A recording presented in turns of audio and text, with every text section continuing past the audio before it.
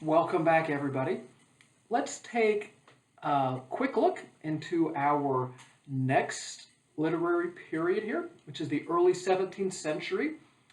A lot of literary scholars refer to this period as the Metaphysical Period, so we'll adopt that. And it's kind of a strange in-between time.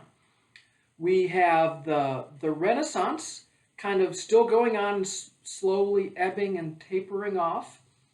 And the Enlightenment is right around the corner. So we have this strange in-between time of the Renaissance and the Enlightenment.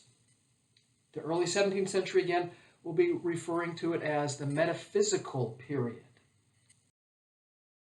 So, as we begin this new century, a good thing to do is to look back and reflect upon the Renaissance, the age of Elizabeth ruling for all that time. That's just extraordinary. Giving England a sense of stability as well as being a world power. As well, we need to reflect upon and remember the Renaissance ideas such as enthusiasm, confidence in our ability to improve the world, as well that perfectibility is possible, and that's something we should work for on earth instead of just waiting for it in the afterlife. So, what did the Renaissance produce? Well, there's all those benefits in science and technology and medicine, but it was also the time when the individual had the right to do as he or she wanted. Which, if you remember when we were in the medieval period, that was something that really wasn't part of life. So we see during the Renaissance challenges being made to existing values and moral standards. So the 17th century up to 1660 was a reaction of human nature,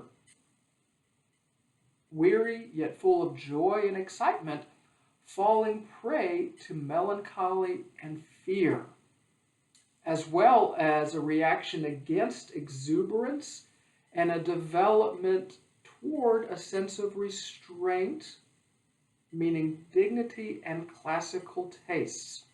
And to kind of touch upon those two bullet points, a good way to think about the metaphysical period is if you've ever been to a party that is just out of control and so much fun, and you start having so much fun, and then you get out of control, and then you wake up the next morning and you don't know where you are, and you're hoping the clothes you have on are the clothes that you put on before you went to the party, right? If you've ever had that happen, that's a way to think about this, that the Renaissance is the party, and the metaphysical period is the morning after the party, when you're saying, oh boy, I think I might have overdone it, right? So it's a unique time, right, that we're moving into before we get to the Enlightenment, which will be the next period.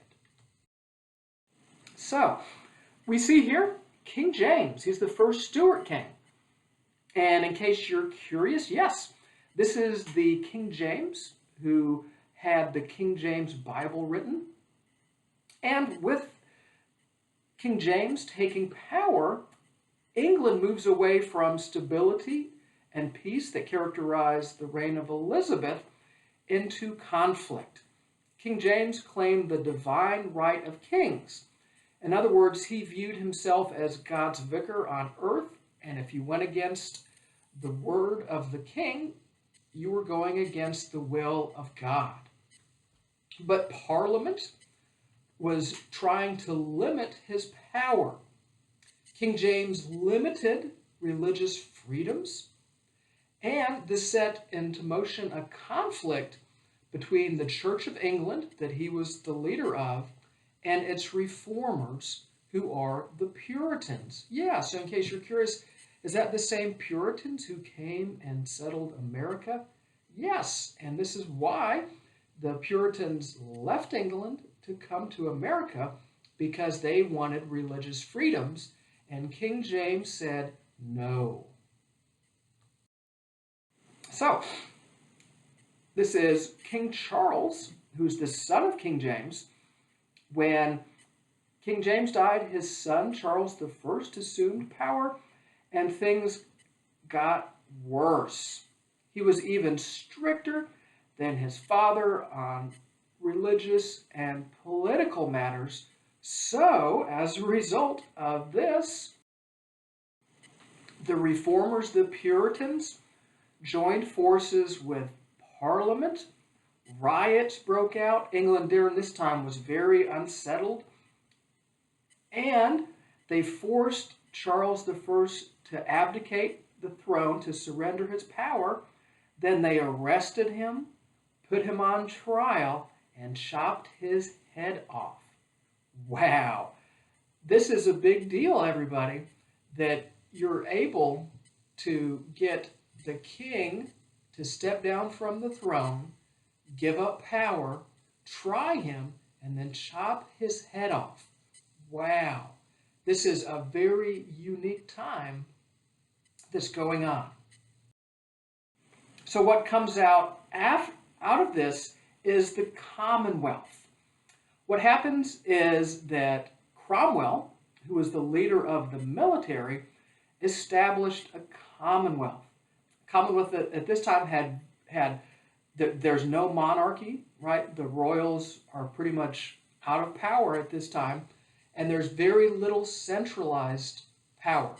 At first, Oliver Cromwell was viewed as a savior for England, but sadly he disbanded Parliament and he set up a military government. Yes, so if you're wondering, wow, Mr. K, it sounds like Oliver Cromwell is a military dictator. And you are correct. Boom. He's a military dictator.